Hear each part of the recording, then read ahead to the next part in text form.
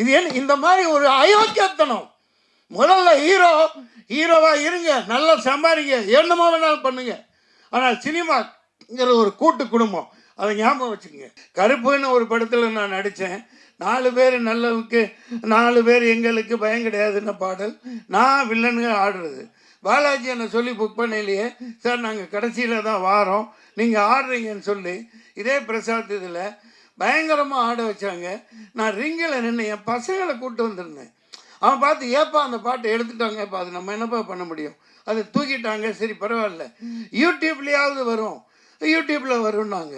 அந்த நான் சிறப்பாக ஆடி இருந்தேன், கஷ்டப்பட்டு ஆடி இருந்த அந்த ஷாட்டெல்லாம் காணோம். இது ஏன் இப்படி இருட்டடிப்பு பண்ணுறீங்கன்னு தெரியல. நீங்கள் இங்கேயோ டாப்பில் இருக்கீங்க, மார்க்கண்டேயன் குமாரர்கள் ஒன்று கைதி போச்சு, ஓகே சரி, நீங்கள் சம்பாதிங்க, கோடிக்கணக்காக சொத்து வாங்கி போடுங்க, அகரம் நல்ல பேர் எடுங்க. ஒரு நடிகனோட நடிப்பை, ஒரு போர்ஷனை, ஒரு பங்களிப்பை அடுத்தவன் ஜோத்திலேயே மண்ண போடுறீங்க. நான் பகிரங்கமாக குற்றம் சாட்டுறேன். உங்களுக்கு ஆண்மை இருந்தால், உண்மையிலே தைரியம் இருந்தால் அதை போடுங்க.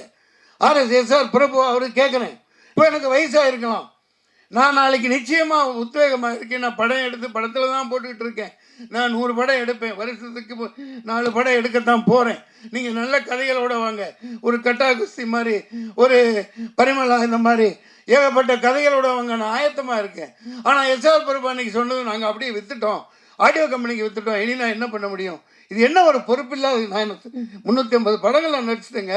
எத்தனை நடிகர்கள் ஆதங்கத்தில் இருக்காங்க. அதாவது இந்த இருட்டடிப்பு பண்ணி எல்லாம் பில்டப்பில் வாழ்ந்துட்டு இருக்காங்க இன்னைக்கு ஹீரோ. எல்லாம் பில்டப்.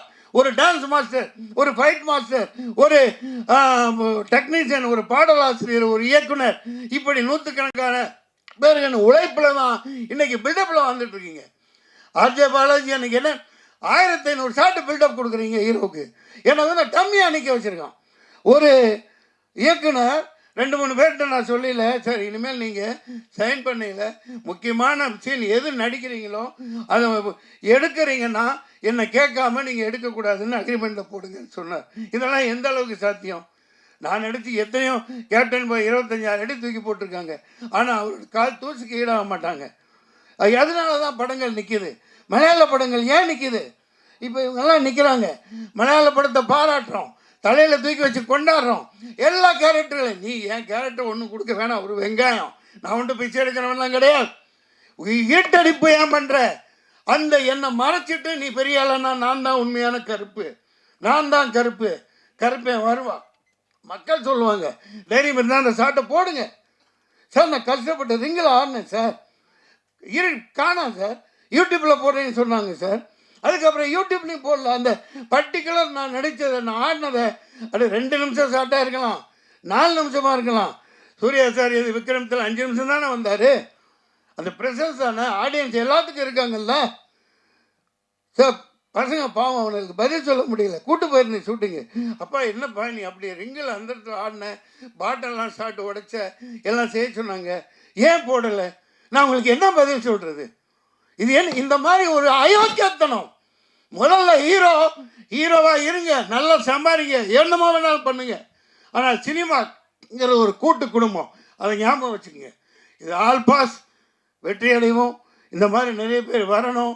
சினிமாங்கிறது ஒரு தனிப்பட்ட கதாநாயகனுக்கு அல்ல, ஒரு ஜனநாயகம் வந்தான்னா 100 பேர் கூட்டு போனாங்க.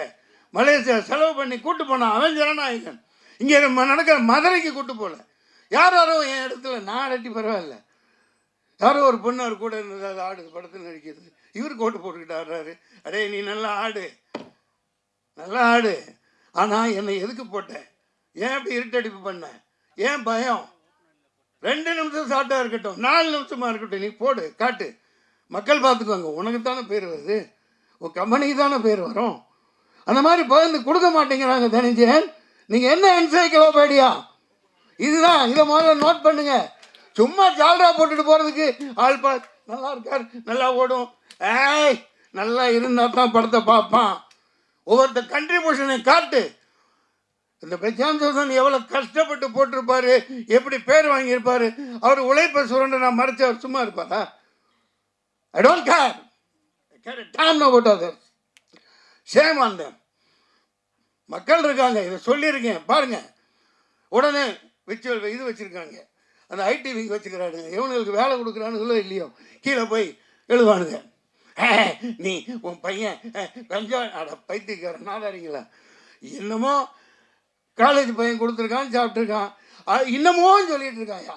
நான் என்ன நல்ல வேலை செஞ்சாலும் கீழே போய் உன் பையன் கஞ்சா அடிப்பான் தெரியாதா. இப்படி ஒரு அறிப்படுத்த சனியனுங்க நாட்டில் சுற்றிட்டு இருக்குது. அவனுங்களுக்கு அதே தான் வேலை. பெட்டர்ஸ் கழுவ மாட்டானுங்க, அதை சொரிஞ்சுக்கிட்டே இருப்பானுங்க குரங்குக்கு போட்டு மாதிரி. ஆல் பாஸ் அற்புதமான பெயர். இனிமேல் இங்கே விளம்பரம் என்று கொடுத்தால் ஒவ்வொரு தொழில்நுட்ப கலைஞனும் மரியாதை செய்யப்படணும். ஒவ்வொரு தொழில்நுட்ப கலைஞனும் தினத்தந்திக்கு, தினகரன், ஒவ்வொரு விளம்பர மீடியா எல்லாத்துக்கும் நான் சொல்லிக்கிறேன். இது என்னுடைய உத்தரவு, என்னுடைய கட்டளை, என் சாசனம். ஒவ்வொரு தொழில்நுட்ப கலைஞருக்கு பேரை இருட்டடிப்பு பண்ணாத, அனைவருக்கும் பகிர்ந்து கொடுத்து நீ ஹீரோவாவாளு. நன்றி, வணக்கம், வாழ்த்துக்கள்.